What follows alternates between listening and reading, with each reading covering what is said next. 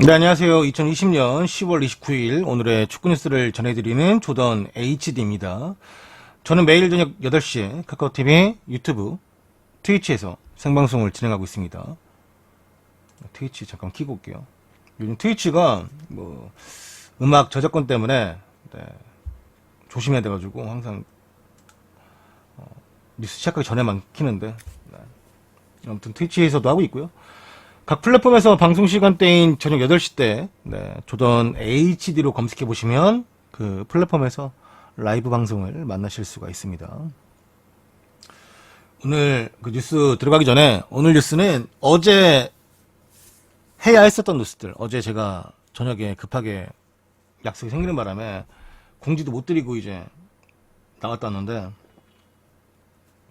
그 어제 해야 되는 뉴스들하고 오늘 하는 뉴스들하고 이제 조금 섞어가지고 하도록 하겠습니다.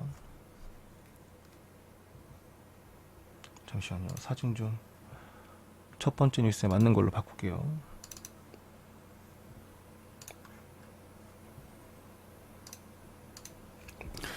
쿠티뉴가 부상을 입었습니다. 바르셀로나의 쿠티뉴가 저번 레알 마드리드와의 경기에서 3대1로 패배했죠. 바르셀로나가.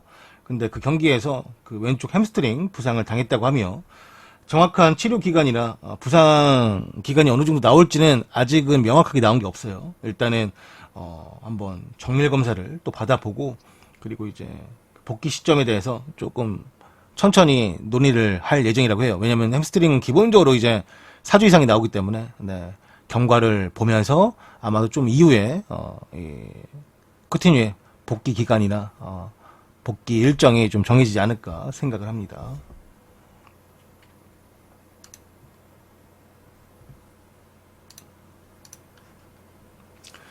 독일 빌트지에서 전하길 공격수 레반도프스키가 저번 경기가 있었을 때 감독에게 레반도프스키가 따로 요청한 게 있었다라고 합니다. 현재 뮌헨이 계속해서 승리하면서 지난 30경기 중 29경기를 승리를 했고, 지금 뮌헨의 한시 플릭 감독은 레반도프스키가 저번 경기 들어가기 전에 감독에게 와가지고 오늘 경기에서 나를 좀 교체로 나중에 후반에 바꿔줬으면 좋겠다라고 요청이 있었다라고 하며, 그런 요청은 이제까지 좀 없었던 요청이라고 합니다. 레반도프스키가 일반적으로 교체되는 것을 좋아하지 않는 유형의 선수라고 잘 알려져 있고, 이날 경기에서 레반도프스키는 70분에 슈퍼모팅과 교체가 되었는데 아주 강력한 득점력으로 현재까지 1971, 72시즌 내 40득점을 했던 게르트 밀러와 레반도프스키가 나름 경쟁의 구도가 있어요.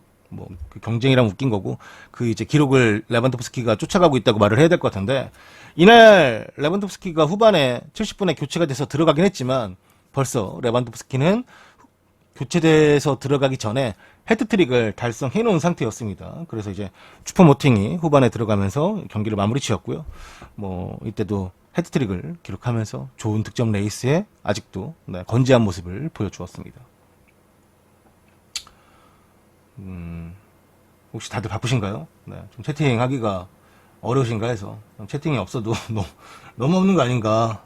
매번 또 말씀 안 드릴 때는 또 어쩔 땐 잘해주시고, 또 어쩔 때는 말씀 안 드리면 하나도 안 치고, 뭔지 잘 모르겠어요.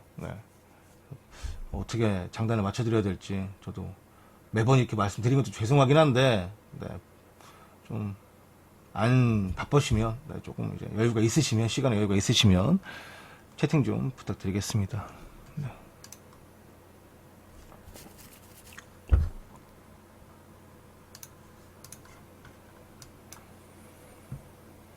사진에 울산 김동 감독인데요. 이번 시즌 결과에 대해서 자신이 책임을 질 것이라고 말을 했습니다. 울산과 전북과의 경기에서 감독이 잘 못했기 때문에 결과가 좋지 않았다라고 본인이 또 인정을 했고, 본인이 말하길 이러한 결과에 대해서 감독이 책임을 져야 하고, 저번 주말 경기에서 울산 선수들은 최선을 다해 줬다라며 결과에 대해서 모든 걸 또 책임을 지겠다라고 계속 언급을 했습니다.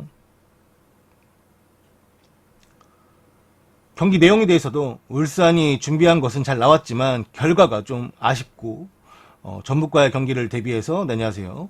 대비해서 일주일 동안 준비한 것이 나왔는데, 안녕하세요. 반갑습니다. 처음 오셨구나. 감사합니다. 네. 다시 한번 반갑습니다. 전북과의 경기를 대비해 일주일 동안 준비한 것이 잘 나왔는데, 그래도 이 결과가 너무 아쉽다라고 이야기했습니다. 또 기자들의 날선 질문들도 있었는데, 과감한 투자에서도 이제 울산 현대의 우승 가능성이 너무나 지금 희박해진 상태인데, 본인이, 김도훈이라는 본인 자신이 이 울산 현대라는 클럽을 이끌 만한 자격이 있나, 능력이 있냐라는 이제 질문이 나오기 시작했고요. 그 질문에 나오길, 흥민이가 1살 형이잖아. 얼굴은 케인이 아빠하고. 갑자기 그 얘기가 왜 나온지는 모르겠습니다. 아무튼 이제 울산의 김도훈 감독에게 좀 날선 질문이 이렇게 나왔어요.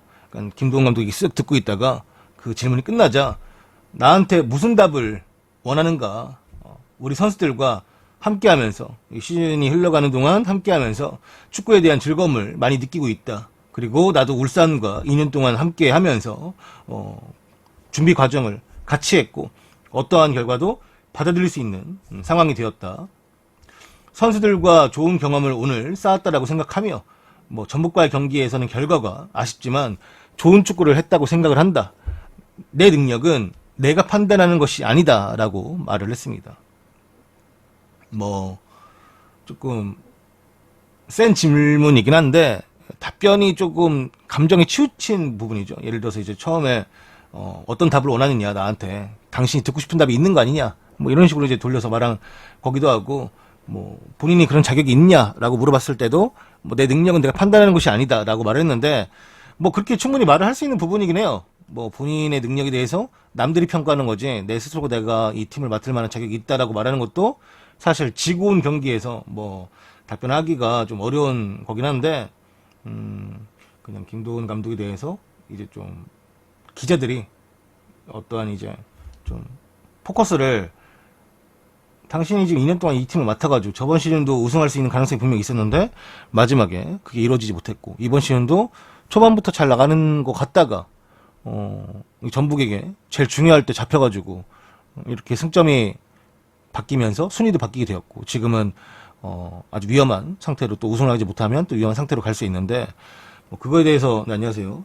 그거에 대해서 감당이 되겠느냐 라고 물어봤을 때 이제 김도훈 감독이 한 답변은 내가 책임을 지겠다 라고 말을 했는데, 제가 항상 말씀드리지만 어차피 김도훈 감독은 계약 만료 직전이에요. 계약 만료 직전이고, 그리고 이렇게 말하는 게 오히려 되게 불성실하고 무책임한 겁니다. 왜냐면 매번 제가 중계할 때 말씀드리는데, 감독은 그래 내가 감당하고 책임질게, 사퇴하면 되잖아, 사임하면 되잖아, 이렇게 말하는데 그거는 책임이 아니에요. 어차피 계약 만료돼서 그냥 나가는 것 뿐이고, 팀은 이 사람한테 미래를 못 얻기 때문에, 믿지 않기 때문에 계약을 안 하는 것 뿐이고, 본인이 나간 것 뿐이에요. 그게 왜 책임입니까? 계약 만료인데. 그리고 그거를 자꾸 내가 여기 나가면 해결된다라는 약간 스탠스를 가지고 있는 것 같은데, 아무것도 해결되는 게 없어요. 우승 못하면 놀림감 되는 건 팬들이고 구단이고, 감독이 가져가는 거? 물론 감독이 재계약을 하면 또 욕먹겠죠. 하지만 그냥 나가버리면 끝이에요, 어차피. 그게 왜 자꾸 책임이라고 생각하고 있는지, 그게 왜 해결이 될 거라고 생각하는지는 잘 모르겠습니다. 좋아하는 스타일 아니에요, 진짜. 말하는 거 하나하나, 그냥 플레이 스타일 하나하나, 팀을 꾸리는 거 하나하나 마음에 드는 게, 내가 어차피 울산 팬 아니니까 내가 마음에 들 필요는 없지만, 보면은 노잼. 안녕하세요. 별로 마음에 하는 스타일 아닌데, 말할 때마다 점점 더 마음에 들지가 않습니다. 네.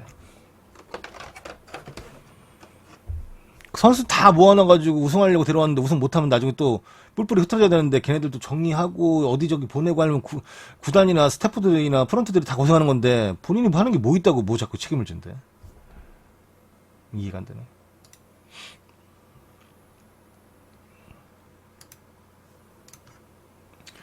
이 반다이크 십자인대 부상에 대한 전문가의 소견이 나왔습니다.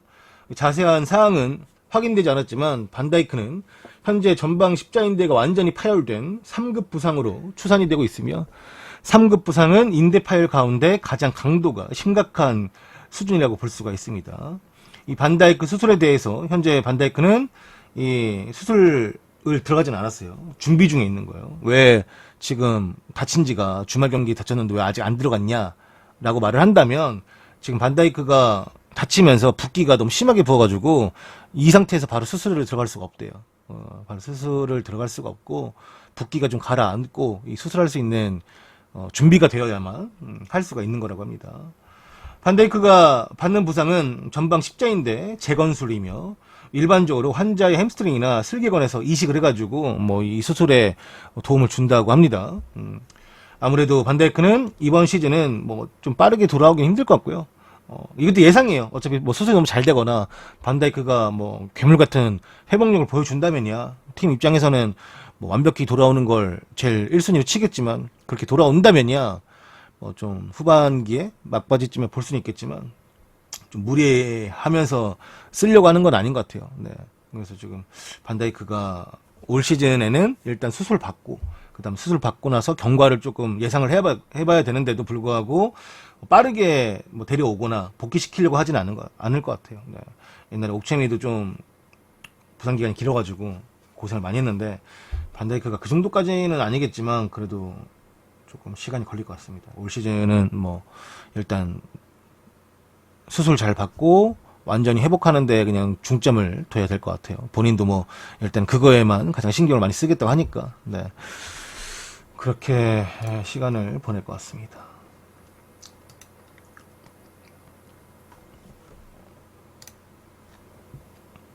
이 스카이 스포츠에서 이제 화요일날 새벽이었죠. 열렸던 이 토트넘과 번니의 평점이 발표가 되었습니다.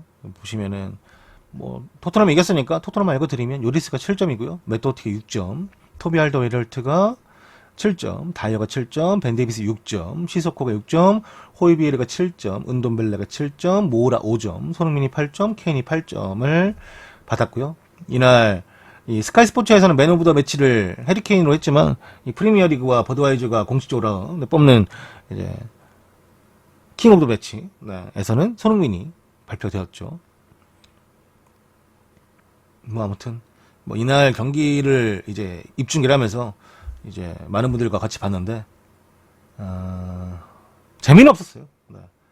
재미는 없었고 그냥 마지막에 그러니까 손흥민이 골 넣었던 후반 30분쯤 그쯤 언저리에 이제 해리케인이 몸을 밖으로 빼면서 이제 박스 안에 들어가고 있는 손흥민에게 연결이 됐고 그 과정이 너무 깔끔했던 거죠. 한마디로 어떠한 뭐 불협화 없이 깔끔하게 이어지는 마치 뭐 준비한 과정처럼 케인도 어떻게 그렇게 기깔나게 빠져나오면서 머리만 거기에 밀어 넣으면서 이제 들어가는 손흥민에게 정확히 주는지 손흥민도 갑자기 온 볼이지만 그걸 또 예측을 하고 들어가고 있었는지에 대해서는 네, 본인들이 뭐 그냥 잘 맞는다 우리끼리 그냥 좋은 지금 경기력이나 서로가 믿고 공을 주면 해결을 해주기 때문에 뭐 그런 거에 대해서 뭐 고민이 없다 뭐 이렇게 말을 했는데 아무튼 그 장면 말고는 사실 볼만한 거 없었고 조르든이 이제 나왔던 거 그냥 네.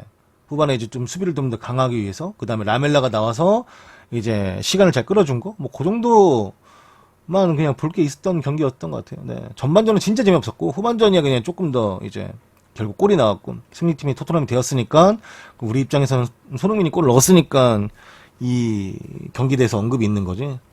근데 이 경기가 화제는 엄청 됐어요. 왜냐면은 이제 뭐 다른 나라들에서도 이제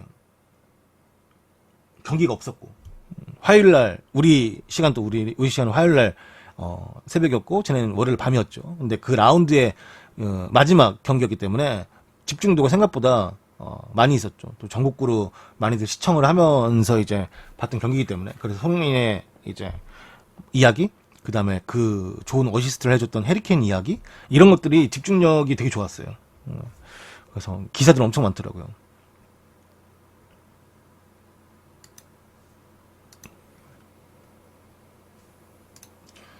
케인이 자신의 SNS에 손흥민이 웃으면 나도 좋다라고 이제 자신의 승리에 좋은 기분을 표현했습니다. 토트넘은 이날 경기에서 번니 터프무어 원정을 떠났고요. 프리미어리그 6라운드 마지막 경기였습니다.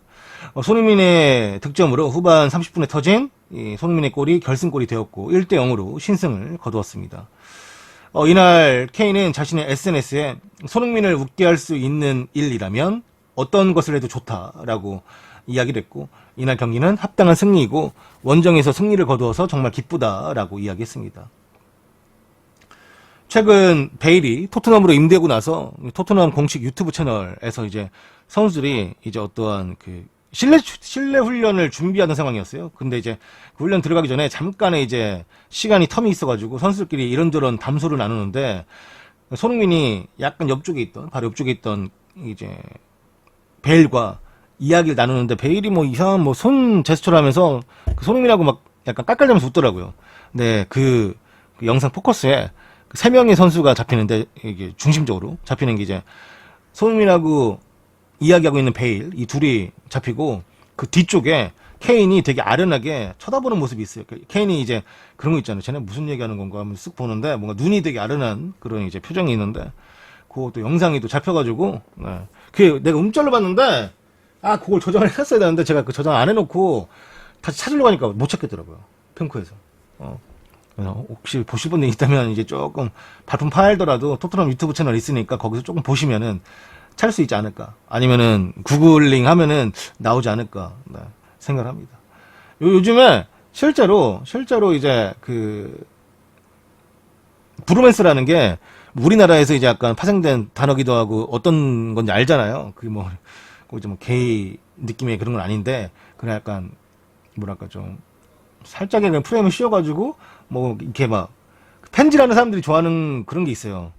근데 이제 영국 현지 내에서도 조금 이 둘이 워낙에 파트너십이 좋고 연계가 좋다 보니까 영국 현지 내에서도 약간 그런 걸 좀 잡아주더라고요. 실제로도.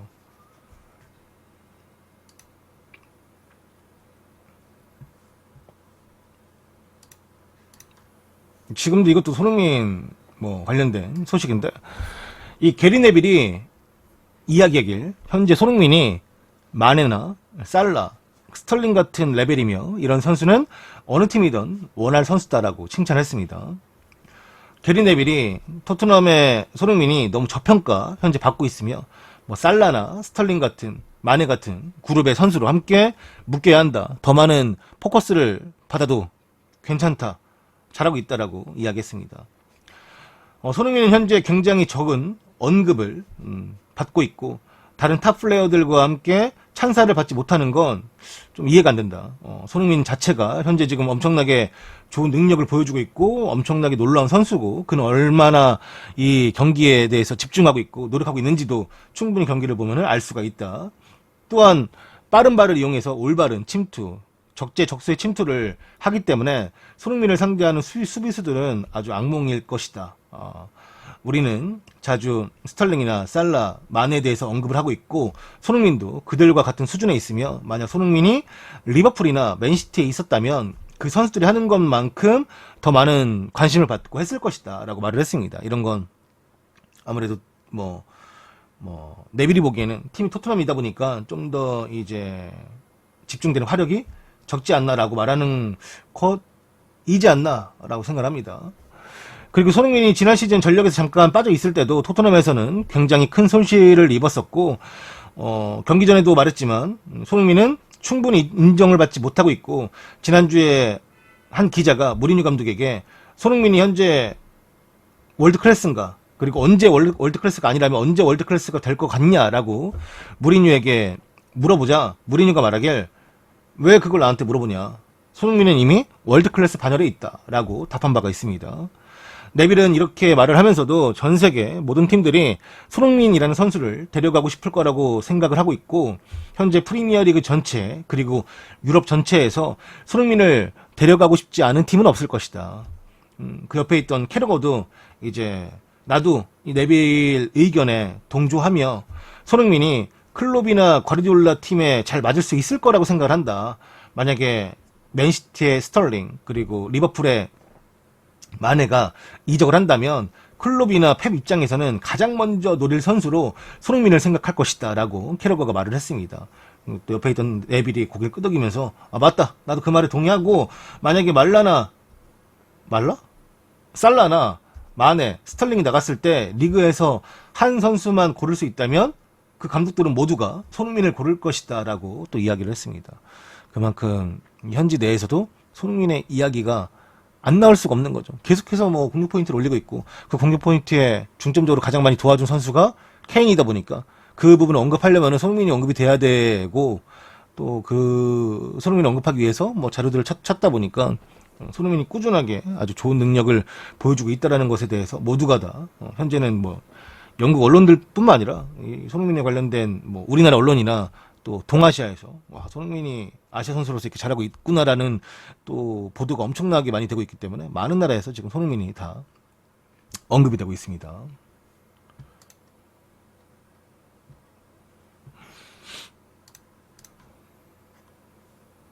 쿠팡, 네, 쿠팡인데요. 그 쿠팡의 차기 프로젝트가 현재 이 물건은 뭐 사고 팔고 이런 쪽이 아니라 이 동영상 스트리밍 쪽에 관심을 가장 많이 두고 있다고 합니다.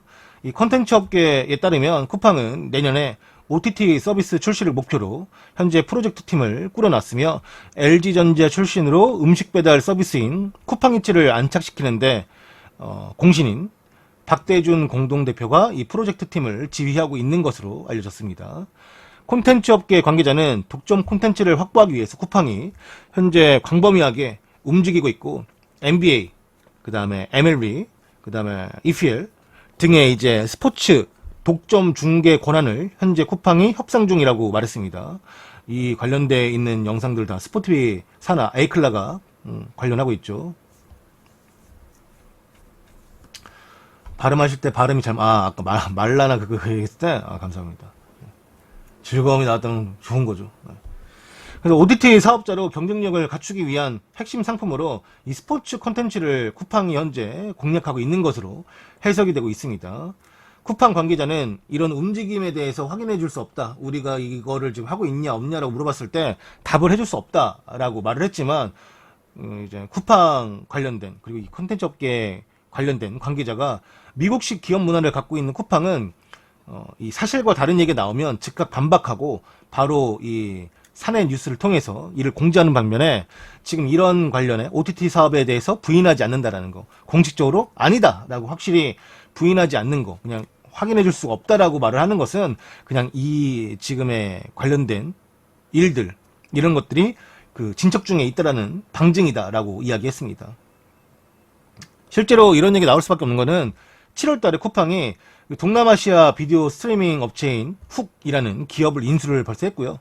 OTT 서비스를 구현하기 위한 기본 인프라를 갖춘 것인데 최근에는 온라인 음악 서비스 제공 관련돼서 또 그다음에 이제 기타 부가통신 서비스, 온라인 VOD 콘텐츠 같은 서비스를 또 사업 목표로 두고 있으면서 지난달에는 특허청에 실제로 로켓 와우 플레이 그다음에 뭐 로켓 와우 플레이어라는 뭐 상표를 현재 출원한 상태라고 합니다. 그래서 이 쿠팡의 이야기가 또 이 스포츠 업계에서 계속 돌고 있나 봐요. 그러면서 이제 이 중계권에 관련된 이게 뭐 마냥 해외 스포츠만 국한된 건 아닌가 봐요. 또 국내 스포츠로도 갈 수가 있고 왜냐면 이제 아무래도 해외 스포츠가 좀 관심도가 높다 보니까 프리미어리그나 또 미국 메이저리그나 네. 미국 메이저리그 하니까 생각난 건데 오늘 아침 보니까 다저스가 우승을 했더라고요. 그래서 뭐 아저씨들 막 팬들 막 울고 이제 인스타그램 아니면 트위터 이런데 이제 막 팬들이 울면서 막 우승해라 이런 거 올라오더라고 보니까 공식 찾아갔는데 네. 아무튼 뭐 저는 LA 가본 적 없어가지고 관심은 잘 없지만 네, 축하합니다. 네. 뭐 어떤 우승팀이 나왔다라는 거 그걸 내가 풀로 본 건 아니고 끝에만 잠깐 봤는데 네. 저도 롯데 팬인데 우승하면 울 것 같아요. 눈물이 없는 사람인데? 아무튼 그래서 메이저리그는 끝이 났죠. 최지만 선수가 오늘 또 나와가지고 그 역전되는 득점에 이제 과감하게 좀 이제 홈에다가 공 던졌는데 그게 또 그냥 득점 돼가지고 뭐 최지만 잘못은 아니고 그 상황이 그 1대0으로 템파베이가 이기고 있다가 역전된 상황이라 도전적인 약간 뭐 행동을 했던 것 같아요. 그래서 뭐 최지만이 뭐 비판받는 건 아닌데 그냥 그게 역전이 됐다라고 이제 말을 하는 거고 뭐 MLB란다. 그 NBA도 뭐 사실 인기 스포츠죠. 그 다음에 프리미어리그 이게 뭐 쿠팡이 독점 중계권을 가져가게 돼서 뭐 이게 나중에 진짜 쿠팡이 어떤 뭐 플랫폼 만들 수도 있는 거고, 중계하기 위해서. 아니면은 뭐, 또 방송하기 위해서, 뭐 또한, 이제, 시스템을 구축할 수도 있는 거고, 뭐, 쿠팡이 얼마나 도전적인 이런 관심이 있는지 모르겠지만, 이게 좀 생각보다 좀 핫하더라고요. 네, 이 이야기가. OTT 서비스에 대해서는 뭐, 많은 나라들이 또 하고 있는 거고, 네. 그래서 뭐, 유료 관련되어 있는 그런 사업이니까 사실 이 지금 사업 목적이라 하잖아요. 쿠팡이 뭐 얘네가 지네 쿠팡을 알리기 위해서 하겠어요. 사실 사업 목적이라니까 뭐 어떤 유료 서비스를 진행할지 모르겠지만 훨씬 뭐 지금보다는 네, 뭐 나은 환경이 구성될 수 있죠. 뭐 예를 들어 서버가 뭐 잘 준비돼서 버벅임이 없다든지 화질이 더 올라간다라든지 해외처럼 뭐 알아서 하겠죠. 아직은 그냥 이런 얘기만 나오고 있을 뿐이니까 이렇게 하다가 엎어질 수도 있는 거니까 사업이라는 게. 그래서 뭐 그렇고요. 쿠팡을 보니까 거기서 나네. 지금 아마 아이폰 사전 예약 받고 있는 걸로 알고 있어요. 뭐 쿠팡이나 윙F 같은 데서. 네. 그래서 내일까지 일단 프로맥스 뭐 그거 받는 것 같던데. 아무튼 뭐 좀 아이폰 12에 관심 있으신 분들은 한번 검색을 해서 네, 알아보시면 될 것 같습니다. 쿠팡 분위기가 생각났나요?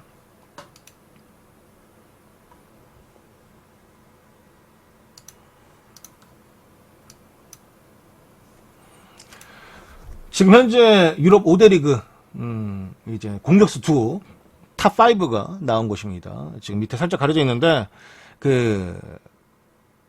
합작골이에요. 합작골인데 이제 인터밀란에 루카쿠하고 라우타로 마르티네즈 9골.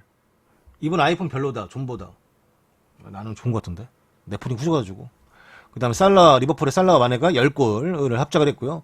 그 다음에 이제 칼버트로인과 하메스가 또 10골을 또 합작을 했습니다. 워낙에 현재 에버튼의 칼버트로인이 강력한 득점력을 보여주고 있기 때문에 네, 이렇게 또 좋은 순위에 올라가 있는 것 같고요. 레반도프스키하고 밀러가 또 10골을 합작을 했습니다. 레반도프스키도 워낙에 뭐 지금 네, 골수가 많죠. 근데 칼버트로인이 진짜 많은 거예요. 칼버트로인도 7골, 레반도프스키 7골이라고 하잖아요. 네.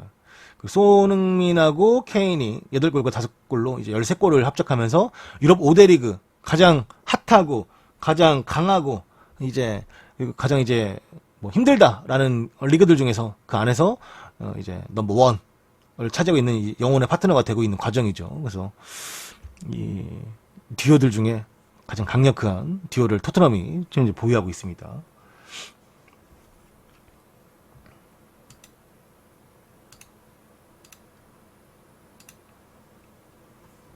그래서 이렇게 또 손흥민과 케인에 관련된 뉴스들이 뭐 현지에서도 유럽 현지에서도 잉글랜드뿐만 아니라 많이 나오고 있습니다.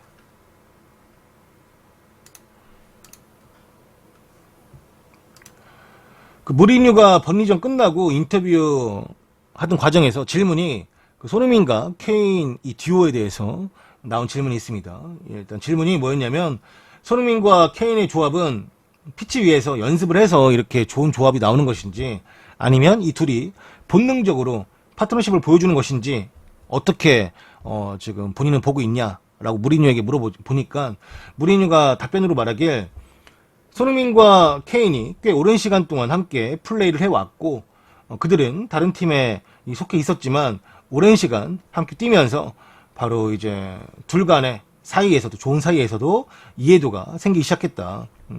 그 둘이 플레이하고자 하는 방식은 퀄리티를 살리는 방향으로 가고 있고 이 둘은 그런 것을 즐겨하는 플레이를 하고 있고 둘이 매우 좋은 관계를 유지하고 있고 좋은 친구고 그런 이제 좋은 관계를 계속해서 유지할 수 있는 거 그런 것 또한 매우 중요하다라고 이야기를 했습니다. 팀 내 이제 많은 선수들이 오고 갔지만 이제 그런 좋은 선수들 간의 관계도 이런 플레이라는데 매우 중요한데 뭐 이제 결국에 골을 넣으면 선수들은 뭐 내 골이 아니라면 그냥 이제 뭐 축하해주고 지나치고 뭐 그냥 뭐 하고 지나치고 이렇게 그냥 자기만의 생각을 할 수 있는데 이 둘은 그런 게 아니다. 이 둘은 그냥 누가 어시스트하고 누가 골을 넣는 게 중요한 게 아니라 누가 득점하는지에 대해서 막 서로가 뭐 집중하고 집착하고 하는 게 아니라 중요한 것은 클럽으로서 도와줄 수 있느냐 없느냐 그리고 서로가 그런 생각을 더 많이 하고 이야기를 많이 나누고 있다. 이 둘은 정말 환상적인 선수다. 웨스트햄전 때 3대 0으로 이기고 있다가 3대 3이 되면서 그거에 대해서 많은 이제 팀에 관련돼 있는 선수들, 프런트, 코치들 모두가 다 고민을 해왔고 고심을 해왔고 이날 경기에 대해서 무실점에 끝까지 지켰다라는 거.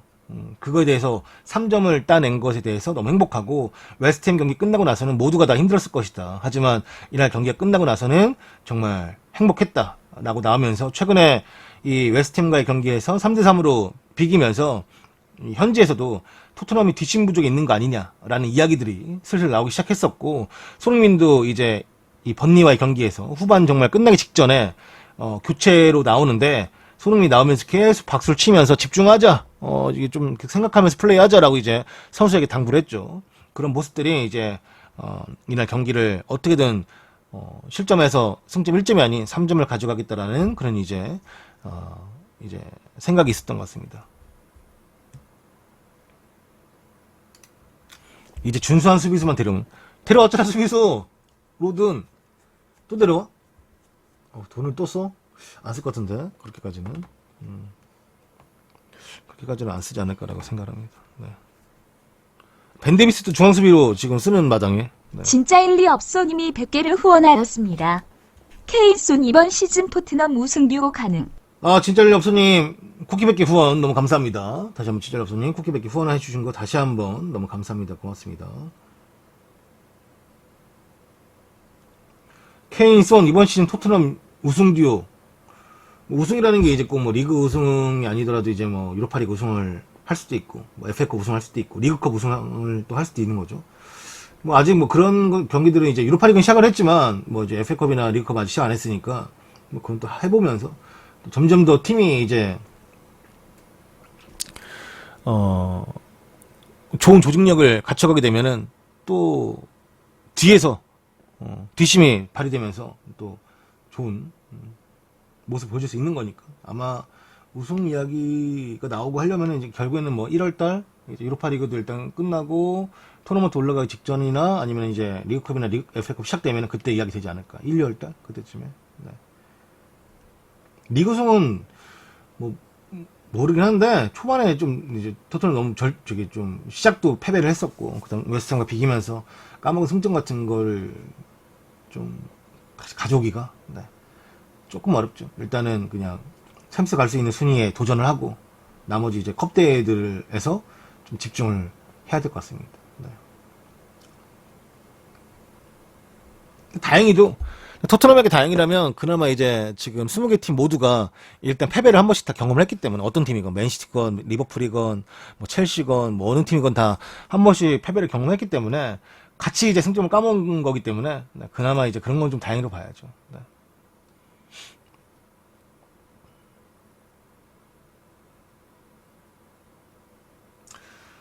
안 그래도 이제 여기 이게 있네.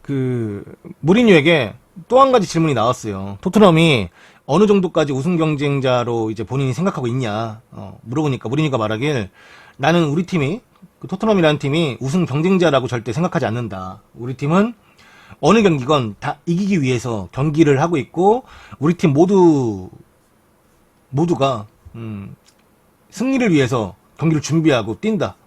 그거는 그 어떠한 강팀이랑 상대해도 마찬가지인 부분이며 나는 그러한 스탠스를 고수할 거고 그 결과가 나중에 어떻게 될지는 지켜볼 것이다 라고 이야기했습니다. 그리고 이 말 이상으로 따로 어떻게 하겠다라고 약속해 줄 수 있는 게 없다. 하지만 우리 팀은 매우 균형 있게 경기를 가져가려고 하고 그 다음에 자신의 이제 코치진인 세크라멘토나 레들리 킹에게 항상 교체하기 전에 이런저런 이야기를 많이 한다. 결국 이 번니와의 경기에서도 교체를 좀 더 가져갈 수 있었지만 그렇게 다 교체를 가져가지 않은 이유는 경기의 균형을 무너뜨리지 않기 위해서 결정을 했었고 이런 경기 번니와의 경기에서 막바지에 막 상대가 골을 넣기 위해서 엄청나게 압박을 하고 이제 토트넘은 수비를 유지하는 데 있어서 이제 빠른 교체를 가져가지 않은 거는 교체를 이럴 때 빨리 가져가면 오히려 균형이 무너지면서 위험성이 너무 높다. 그래서 공격진의 수준과 수비진의 수준을 고려해서 이날은 조금 그런 거에 있어서는 좀 천천히 생각을 했다라고 또 이야기를 했습니다. 그리고 번니와 경기에서 마지막 15분에 선수들이 잘 집중해주는 바람에 1대0으로 승리할 수 있었다라고 이야기했습니다.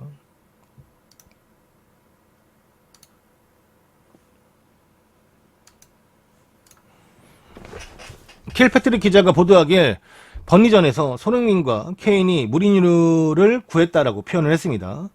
토트넘은 번니와의 경기에서 힘없는 경기 끝에 케인과 손흥민의 조합으로 이 승리를 챙겼으며 토트넘은 후반 76분 손흥민의 헤딩 슛으로 이번 시즌 승리를 다시 한번 낚아챘습니다. 이번 골은 올 시즌 한 번 빼고 모두 케인의 어시스트로 골을 넣은 손흥민의 8번째 리그골이며 이 골로 인해서 손흥민이 득점 선두로 올라가게 되었습니다.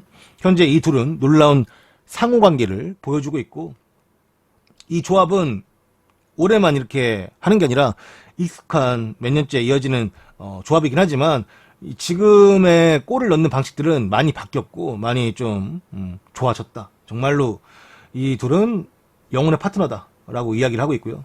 손흥민이 치명적으로 활약하는 뒤쪽 골대를 향해 들어가면서 그게 넣어줬던 케인의 어시스트가 되었고 손흥민은 자신의 헤더로 골망을 흔들었습니다. 토트넘이 터프모어로 원정 가기 전에 4경기에서 19골을 넣었고 이 경기 전에 주목했던 부분도 손흥민과 케인이었는데 이 둘이 주목받는 만큼 이날에도 결승골을 집어 넣으면서 토트넘이 정말 좋은 공격진을 보유하고 있다라는 것을 다시 한번 증명했다라고 킬 패트릭 기자가 전했습니다.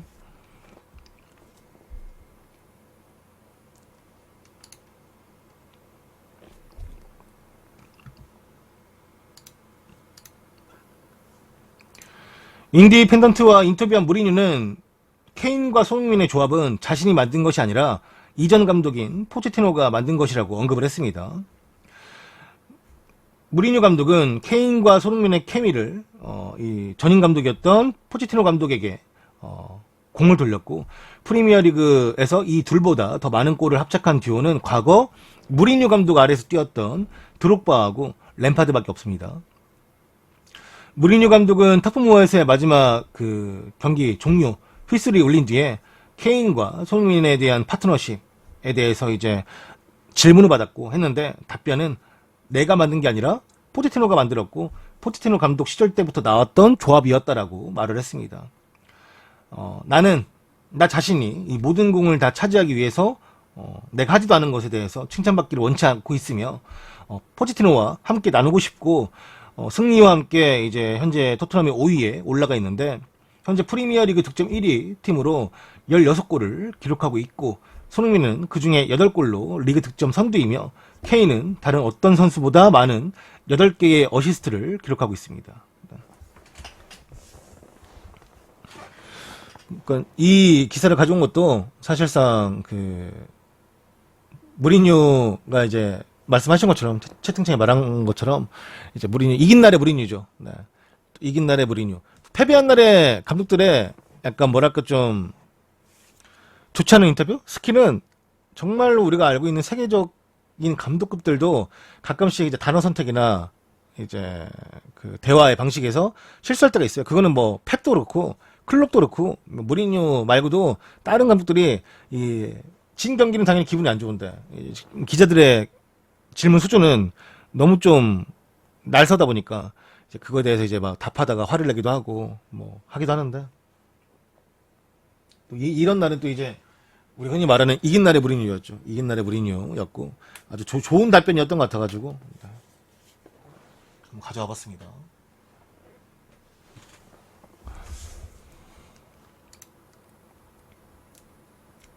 근육이완 맥그리거님 슈퍼채팅 만원 조던.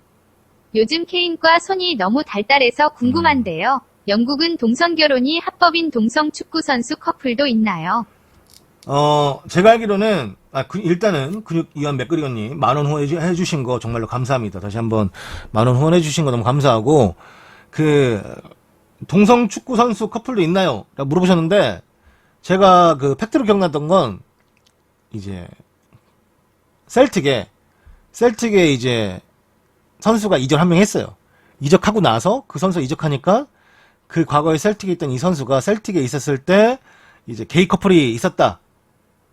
라고 이제, 그 보도가 된 거를 내가 기억을 해요. 왜냐면 그때가 기성용이 셀틱 있을 때였거든. 그래서 막 그 뭐 누구냐라는 막 그런 기사들을 봤던 게 제가 생각이 나는데 뭐 그런 경우도 있고 남미에서는 뭐 감독이랑 선수랑 이제 게이 커플로 지냈던 게 이제 밝혀져가지고 뭐 좀 한번 네. 난리까지는 아니고 그냥 좀 화제가 된 적은 있긴 한데 뭐 대놓고 막 게이 커플이다 이렇게 하는 선수들은 없죠. 네. 아무래도 저쪽도 그런 거 있어서 퀴어 축제 같은 거 항상 열려도 쌈박질도 많이 나고 저쪽도 그렇더라고요. 네. 그래서 뭐 따지고 보면은 이 팀에서 뛰고 있고 저 팀에 뛰고 있고 그런 게이 커플이 있을지 몰라도 네. 뭐 대놓고 커플이다라고 하는 그 선수들은 없는 것 같아요. 다시 한번 이한 맥글건님 네, 많은 후원 너무 감사합니다. 고맙습니다. 검색하면 나올걸? 잠깐 한번 검색해볼까 오랜만에? 언제적인지는 기억이 안 나는데 본 게 확실히 기억나거든요. 셀틱.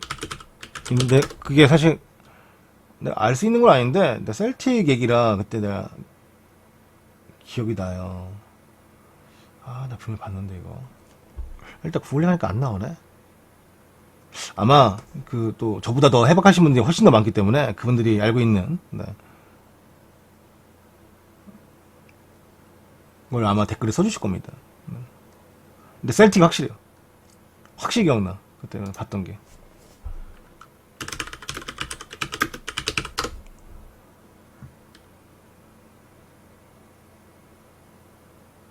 게이 검색하니까 게이 리그만 나오네? 열받게. 띵치는데? 괜히? 검색했다가? 빡치는데? 가만히 있을걸, 그냥.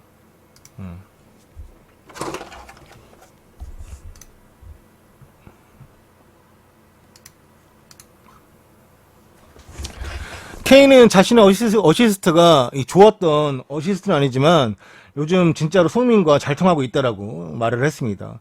케인은 말하길 오늘 나의 어시스트가 환상적이진 않았지만 손흥민에게 순간적으로 잘 떨어졌고 그게 최고의 결과로 이어졌다라고 말을 했습니다.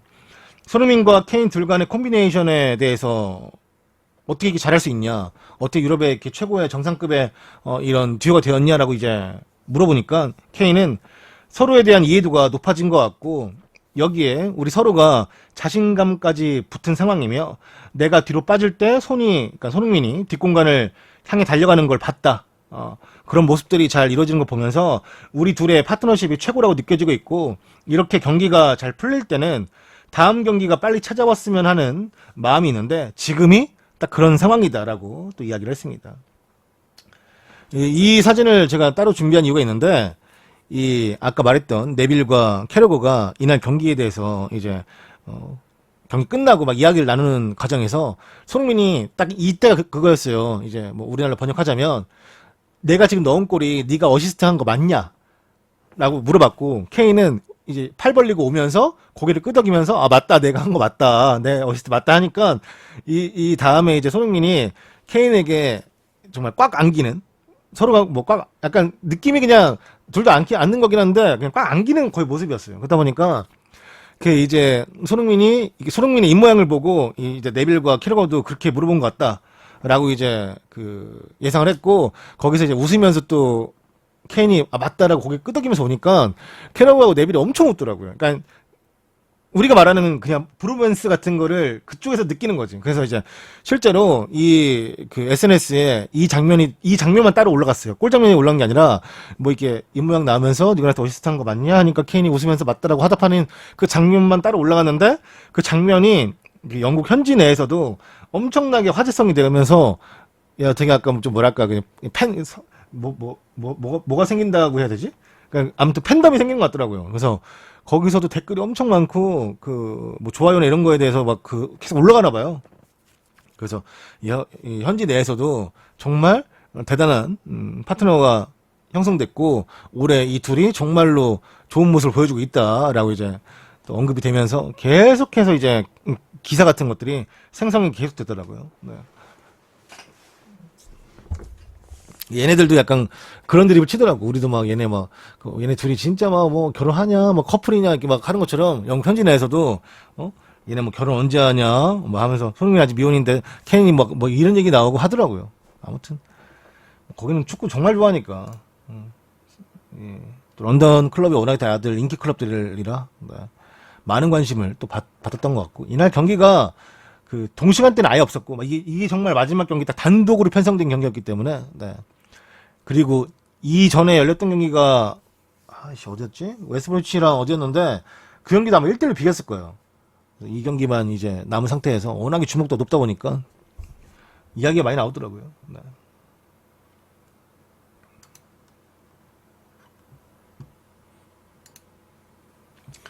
이 레반도프스키의 전 에이전트가 체포가 되었습니다. 레반도프스키는 압박을 받고 있었으며 이 레반도프스키의 전 에이전트가 폴란드 경찰에게 체포가 되었다고 합니다. 그 이유가 그 전 에이전트가 레반도프스키에게 돈을 요구하면서 레반도프스키에게 협박을 했다라고 해요.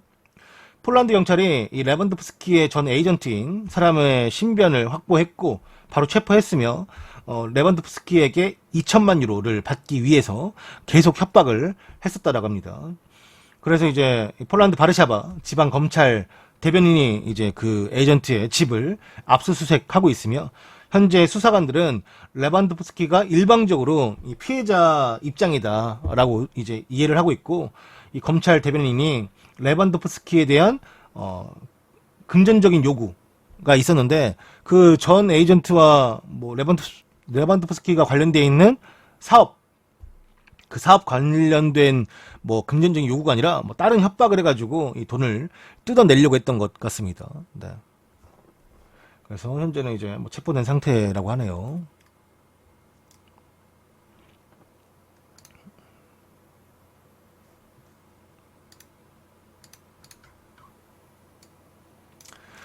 현재 프리미어리그 브라이튼은 램프티와 재계약을 준비 중에 있습니다. 브라이튼의 램프티가 올 시즌이 들어가기 전부터 이 미넨 관련된 이적설이 있었죠. 그래서 그 미넨과의 이적설이 생기면서 이 선수에게 관심 갖는 또 팀들이 많아지면서 이 재계약을 준비하는 것으로 보이며 올 1월달에 첼시에서 브라이튼으로 이적한 램프티가 현재 프리미어리그에서 이제 공격 중인 풀백 중에 한 명으로 거의 성장이 되었습니다. 브라이튼은 램프티에게 이 엄청난 연봉 인상안을 제안할 것이라고 합니다. 현재 우리가 말하는 램프티에게 엄청난 연봉 인상을 해주겠다라고? 그럼 제가 얼마 주겠다는 얘기가 이렇게 생각할 수 있는데, 그거는 이제 B클럽처럼 많이 주겠다라는 게 아니라, 현재 램프티가 받고 있는 주급이 2만 파운드예요. 2만 파운드면 3천만 원이라는 거죠. 그러니까 당연히 주급이 3천만 원이면 우리 일반 사람 입장에서야 우아하지만 저쪽에서는 이제 좀 저렴한 편이죠, 많이. 네, 그래서 현재 램프티가 주급으로 3천만 원을 받고 있는데 구단이 이제 브라이튼 팀 내에서 좀 거의 최상위권까지 이 연봉을 그 주급을 올려줄 생각을 가지고 있고 브라이튼은 이제 미넨이 램프티를 영입하기 위해서 계속 이 꼬셔댈 걸 알고 있기 때문에 그래서 이제 이 재계약을 준비하는 것입니다. 실제로 이 재계약이 안 된다면 이 브라이튼과 램프티의 계약은 2023년에 종료가 됩니다. 그 몇몇 사람들이 이제 이렇게 잘할 줄 알았으면은 첼시가 괜히 보낸 거 아니냐, 첼시에 썼으면 좋았을 텐데라고 말을 할 수는 있는데 결과론적으로는 램프티도 나간 게 잘한 거고 첼시도 보낸 게 잘한 겁니다. 일단은 이제 오른쪽에서 이 선수가 뛰고 있는데 오른쪽에 뛸 수 있는 선수들이 첼시도 탄코랑 리스 제임스가 있어요 벌써. 그리고 탄코는 일단은 램파드 감독이 정말로 신뢰하는 선수이기 때문에 무조건 붙박이고 리스 제임스도 지금은 좋은 경기력을 계속 보여주면서 램파드가 잘 활용하고 있기 때문에 만약에 남았어도 순서가 안 왔을 거예요. 왔을 수는 있지만 지금 브라이튼처럼 붙박이 선수가 되면서 이렇게 많은 활동량을 보여주면서 경기를 많이 뛸 수는 없었을 겁니다. 결과론적으로 첼시도 데리고 있었어봤자 지금 브라이튼에서 활약하는 것처럼 그런 모습을 보기가 쉽지 않았을 테고 본인도 브라이튼을 갔기 때문에 이렇게 많은 경기를 뛸 수 있는 걸 알고 있기 때문에 간 거죠. 그래서 지금은 그냥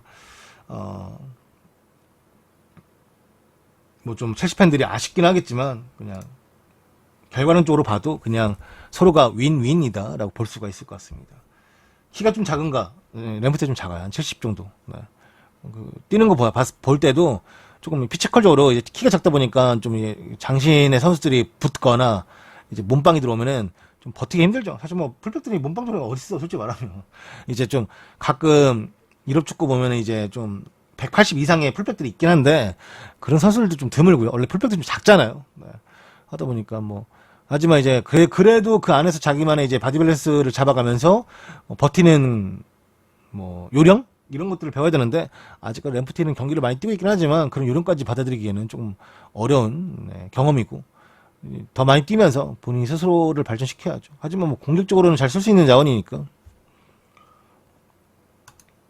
포터 감독이요. 이 사람을 왜 기억하냐면 이 사람이 황희찬을 정말 좋아했어요.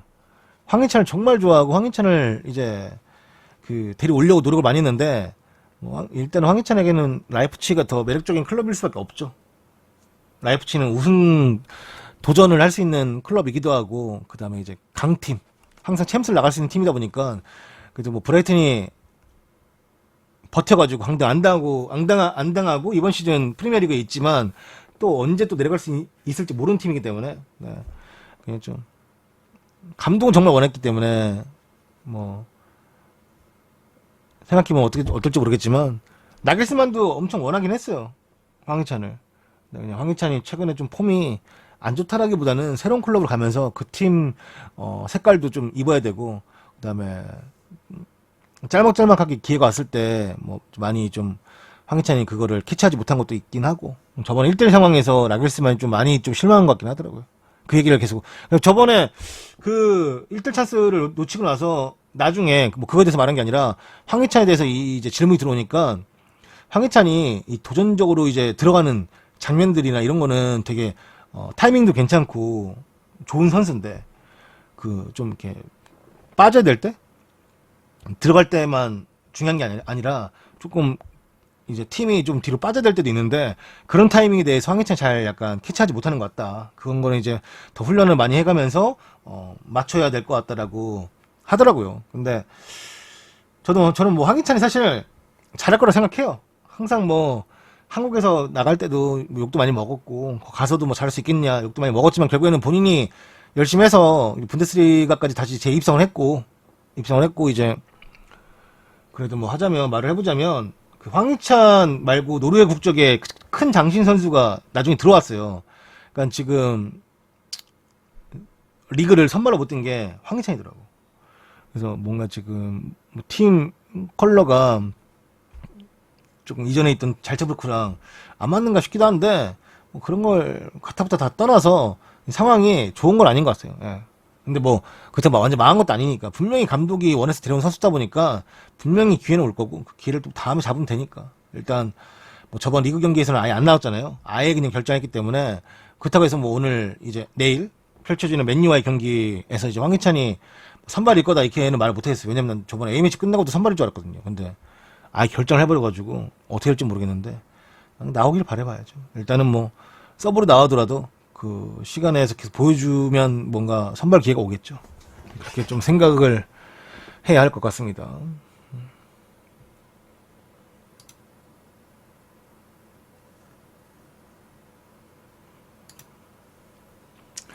리버풀이 챔피언스 리그에서 미틀란을 만났어요. 만나가지고 네, 2대0으로 이긴 경기에서의 평점입니다. 리버풀만 보여드리면 알리송이 6점, 아놀드가 8점, 고메즈가 5점, 파비뉴가 6점, 로버트슨이 6점, 밀러가 6점, 핸더슨이 6점, 샤케리가 6점, 미나미네가 5점, 오리기 5점, 조타가 7점입니다. 2대0으로 이긴 팀 치고는 평점이 짜다라는 건 스코어는 2대0이었지만 골도 그러니까 두 번째 골, 첫 번째 골은 조타 넣었고 두 번째 골은 살라 넣었는데 살라가 거의 경기 끝나기 전 그쯤에 넣었기 때문에 뭐 1등으로 이제 경기를 풀어가게 되면서 사실 경기력은 그냥 뭐 좋았던 선수는 좋았지만 또 안 좋았던 선수는 너무 안 좋았기 때문에 네. 평점이 좀 이렇게 나온 것 같고요. 미나미노가 5점을 받았는데 이거는 이제 일본 현지 내에서도 평이 안 좋더라고요. 이날 경기가 미나미노가 선발로 나왔는데 너무 경기력이 안 좋았다. 미나미노 하면서 이제 영국이란죠. 일본에서도 물과 기름 같다. 자기 혼자 이제 붕 떠가지고 플레이가 다른 선수들과 맞춰 나가는 플레이가 아니라 자기 혼자 붕 떠가지고 제대로 섞이지 못하는 모습이었더라고 하면서 미나미노에 대한 이제 질책 같은 게 뭐 여기 평점에서 나와보면 이제 좀 현지 내에서도 있지만 일본 내에서도 좀 많이 비판적인 모습이 있더라고요. 네. 아무튼 뭐 리버풀은 뭐 일단은 조금 순항을 잘 하고 있습니다. 네.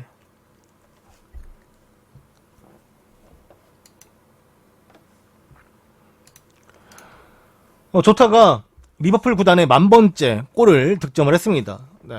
디오고 조타가 오늘 새벽에 열렸던 미드필드와의 경기에서 홈 경기에서 선제골을 넣었고 그 선제골이 리버풀의 1000번째 골이었습니다.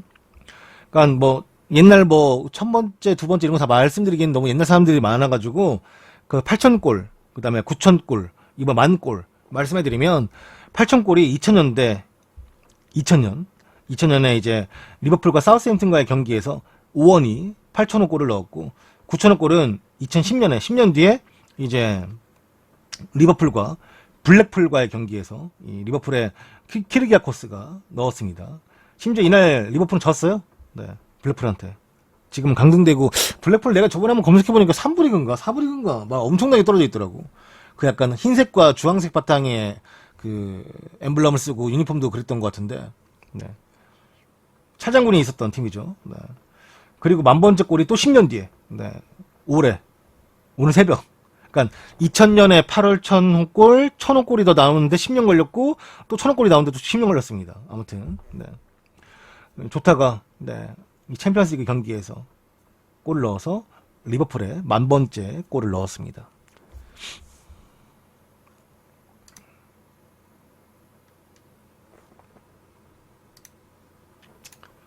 바르셀로나 바르토메우 회장이 사임을 했습니다.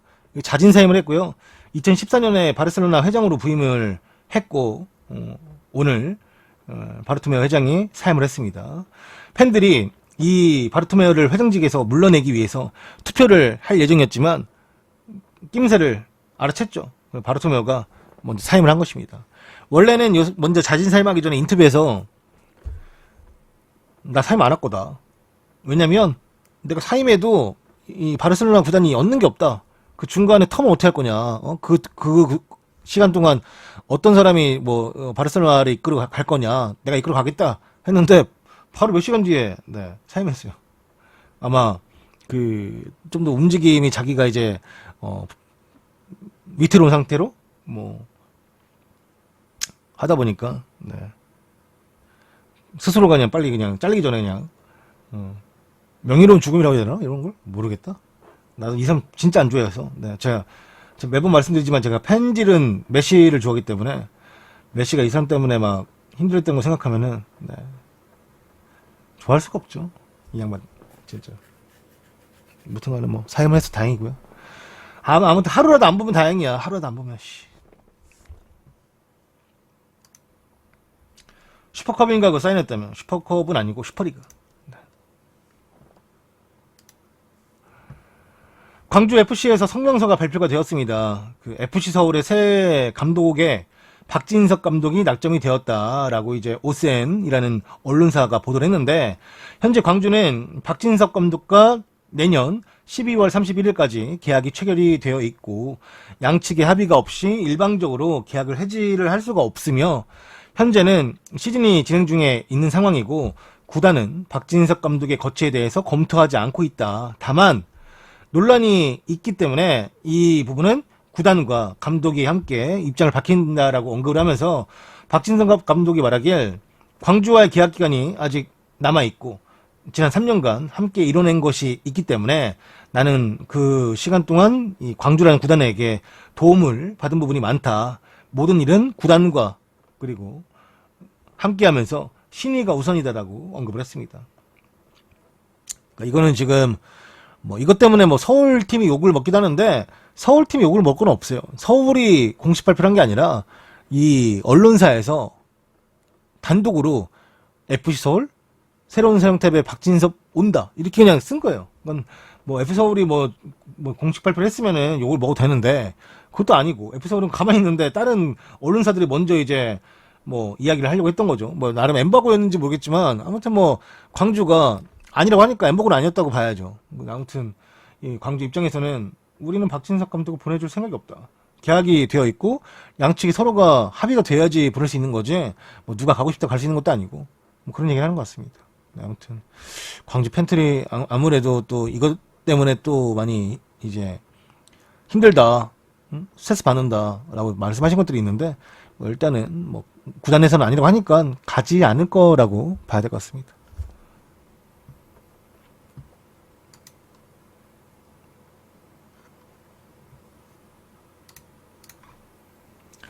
무리뉴 감독은 번니와의 경기 승리 직후에 라커룸 사진을 올렸습니다.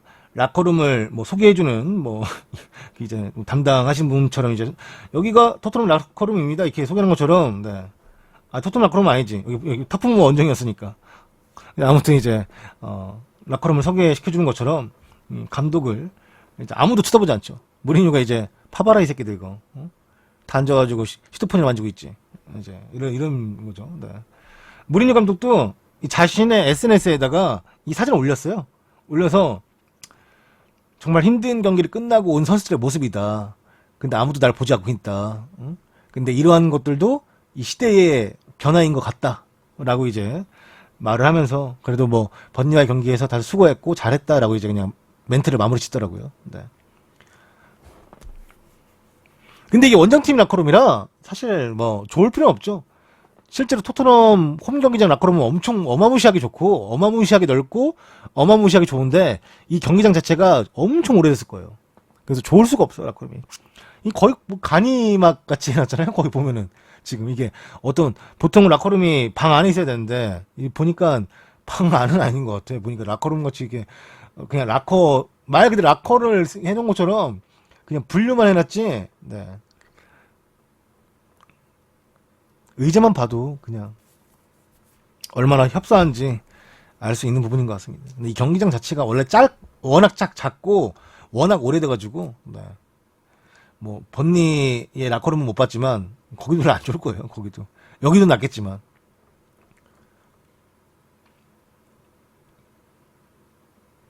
근데 선수들이 뭐 글을 많이 쓰나 경기 끝나고 뭐 이렇게 바로바로 이제 사진 찍어가지고 뭐 오늘 뭐 얘 덕분에 이겼다 오늘 뭐 이겼다 그런 거 막 바로바로 올리나 봐요.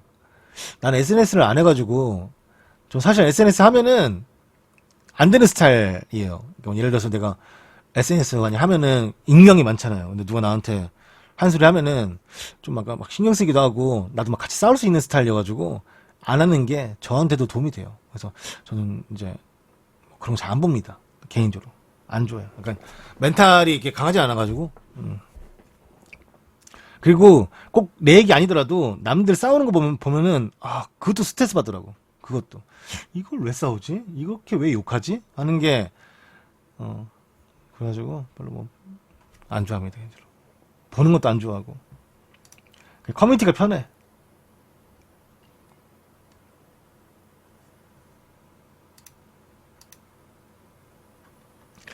리버풀의 파비뉴 부상에 캐러거까지 소환이 되었습니다. 반다이크가 현재 장기 부상으로 빠져 있는데 파비뉴까지 지난 챔피언스 경기 지난이라고 하면은 되게 멀어 보이지만 네, 오늘 경기죠 새벽에 경기에서 파비뉴가 부상을 입었고 리버풀 수비진에 아주 큰 비상이 걸렸습니다. 파비뉴 대신에 들어간 선수가 19살의 리스 윌리엄스인데 이 선수가 일단은 미트윌란 상대로는 뭐 큰 실수 없이 잘 경기를 소화했지만 일단은 당장 리버풀에서 중앙 수비수 누가 있냐? 라고 물어봤을 때 남아있는 자원이 조 고메즈밖에 없습니다. 그러니까 조 고메즈밖에 없는 상황이라 이제 리버풀의 거의 담당 기자라고 볼 수 있는 제임스 피어스가 이제 캐러거 보고 캐러거 내일 메르드 훈련장에 나와야 될 것 같다라고 이제 글을 남겼어요. 캐러거를 찍어가지고 그러니까 캐러거가 댓글에 무슨 소리냐? 벌써 와 있다라고 이제 재치 있게 답변했습니다. 그러니까 캐러거를 소환하는 거 뭐 진짜 소환하겠다는 게 아니라 그냥 웃자고 하는 소리죠. 그만큼 이제 수비진 없으니까 너라도 좀 와야 되는 거 아니냐. 캐러거 지금 머리가 다 하얘지고 지금 몸도 많이 불어가지고 당연히 안 되죠. 안 되는데 그만큼 지금 리버풀이 수비진에 이제 큰 위기 상황이 닥쳐왔다라는 거죠. 그리고 아마 리스 제임스가 캐러거를 언급한 거는 캐러거가 이제 리버풀의 좋은 수비수였던 것도 있지만 이제 저번에 클롭이랑 캐러거가 한바탕 했거든요. 그러니까 뭐 클롭 입장에서야 빠개치니까 한 소리 한 건데 뭐였냐면 캐러거가 이제 반다이크 부상당하고 나서 이제 클롭에게 너 수비수 연기 많아 뭐 했냐? 로브랜드 없고 로브랜드 이적하고 팀에 수비수 없으면은 감독이 수비수 영입해가지고 이렇게 데뷔를 해야지 지금 어쩔 거냐 이렇게 말하니까 이제 그 얘기가 계속 나왔어요. 캐러거도 아무래도 이제 잉글랜드에서 이제 유명한 패널이고 또 유명한 선수였으니까 또 리버풀 소속이었고 주장이었고 하다 보니까 그런 얘기 나오다 보니까 이제 클럽이 짜증나니까 캐러거 봐라. 그 사람이 왜 감독이 아닌지 알 수 있을 것이다. 감독 아무나 하는 거 아니다. 라고 말하면서 이제 감독이 팀과 겪고 있는 고충 이런 게 있고 남들이 먼 발치에서 보는 그런 모습이 있다. 무조건 왜 영입 안 했냐, 왜 준비 안 했냐 말은 할 수 있지만 그게 생각보다 쉽지가 않다. 우리 팀에는 새롭게 커 나가야 될 선수도 있고, 이 준비하는 과정이 있는데 그런 선수들이 있어야지만 팀이 또 리빌딩 되고 준비를 할 수 있는 건데 무조건 다 영입만 할 수 해서 할 수 있는 게 아니다라고 이제 막 약간 클럽도 빠기 쳤었죠 그때 인터뷰하다가 그 네빌과 캐러가 소환돼가지고 욕 좀 먹고 그랬죠 뭐. 기자들도 좀 약간 조용해지고 그래서 좀 제임스 피어스가 약간 좀 풀어주려고 했던 게 아닌가라고 생각합니다. 라이프치 자비처인데요. 자비처가 이 라이프치히와 재계약을 준비 중에 있다고 합니다. 그 자비처와 라이프치히 간의 계약은 2022년까지고 현재 계약 연장에 대한 논의가 시작된 지는 좀 되었다고 합니다. 현재 이제 이 문제를 관련해 가지고 딱히 수면 위로 부상된 건 아닌데 아무래도 자비처가 4주간의 부상을 끝내고 나서 팀에 복귀했고 팀에 복귀하면서 또 좋은 모습을 보여주면서 최근에 이제 헤르타 berlin과의 경기 2대1 승리했던 경기에서도 자비처가 좋은 활약을 펼치다 보니까 이 재계약 얘기가 나오고 있는 것 같습니다.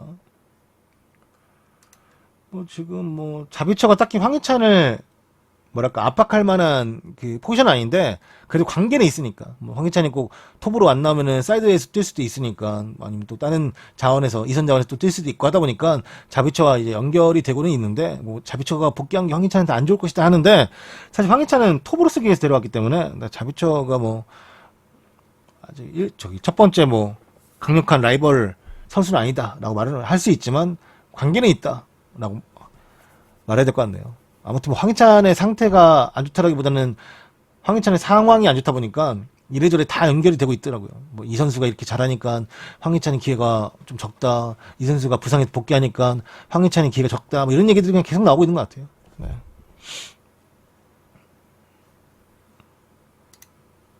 이게 벌써 나왔지? 이 사진이? 잠시만요. 네. 디카프리 먼저 봐야 되는데, 98 미닛에서 보도하기에 홀란드의 바이아웃 조항이 보도가 되었습니다. 파브리시오 로마노 기자에 따르면 도르트문트의 홀란드 바이아웃 조항이 2022년부터, 그러니까 2022년 6월달부터가 발동이 된다. 그러니까 2022-23 시즌이 시작될 때 이제 발동이 된다라고 보시면 될 것 같아요. 그리고 발동되는 가격이 우리나라 금액으로 1,000억, 7,500만 유로 딱 떨어지는 것 같아요. 홀란드가 작년에 아주 좋은 모습을 보여주는 스트라이커로 성장을 현재 했고, 올 1월 달에 도르트문트로 홀란드가 합류를 했으며, 지금 홀란드가 보여주고 있는 플레이들은, 레알 마드리드, 맨유, 유벤투스, 이런 클럽들이 계속해서 원하고 있을 것입니다. 파브리시오 로마노, 이 원래 유명한 기자인데, 이 사람이 자신이 운영하고 있는 히어리고 팟캐스트라는 히어리고라는 이 축구 프로그램이 있나 봐요. 팟캐스트. 거기서 홀란드의 바이아웃 조항에 대해서 이야기를 했고, 거기서 말한 이야기는 2022년 6월 달부터 발동이 되면서 7,500만 유로 금액으로 발동이 된다. 아마 그 금액이 발동되면 정말 많은 클럽들이 달라붙을 것이다 라고 이야기하는 거죠. 네.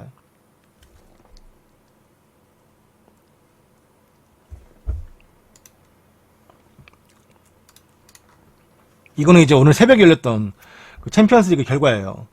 로코모티브 모스크바가 홈에서 뮌헨을 상대로 네, 패했습니다. 1대1까지 갔는데 모스크바가 몇 번 놓치더라고. 뮌헨이 이거 좀 잡힐 뻔했는데. 그 다음에 인터밀란이 샤흐트랑 비겼고, 꼬마가 잘츠부르크 3대1로 이겼습니다. 메넨글라드바흐는 레알과 2대1로 비겼는데 2대2 0으로 끌려가고 있더라고. 레알이 그냥 비겼어요, 간신히. 포르투가 올림피아코스를 이겼고 2대0으로, 맨시티가 마르세유를 3대0으로 이겼습니다. 리버풀이 덴마크의 미틀란을 2대0으로 이겼고요. 아탈란타가 아약스랑 2대2로 비겼습니다. 네, 이렇게 끝이 났습니다. 그리고 또 오늘 새벽에도 경기가 있죠. 오늘 새벽 열린 경기들은 주목할 만한 거보다는 다 말씀해 드릴게요.